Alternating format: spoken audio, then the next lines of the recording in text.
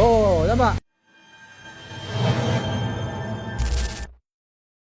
Okay guys, hari ni ada satu AMG, Mercedes AMG A35.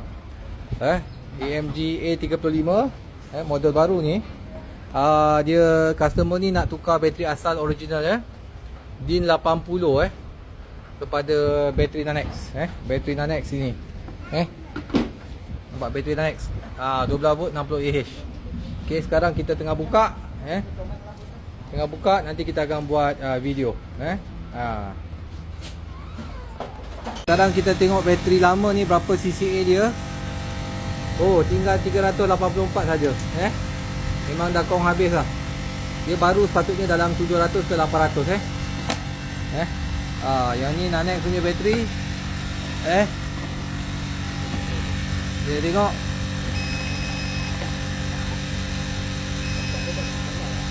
Ah, 1360. Ini sangat berat ni. Ni dalam 20 kilo berat. Bateri Nanex ni ringan dalam lebih kurang 5-6 kilo saja.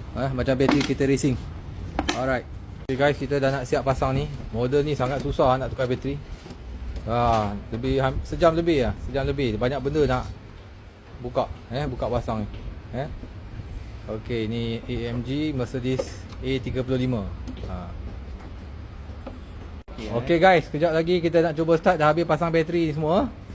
Habis pasang bateri, memang leceh So kejap lagi kita akan cuba start engine. Oh, okey, padu. Okey, kita off sekali. Habis lagi sekali. Off. Okey, lagi sekali kita cuba start lagi satu kali. Bateri Nanex Oh, nampak? Okey.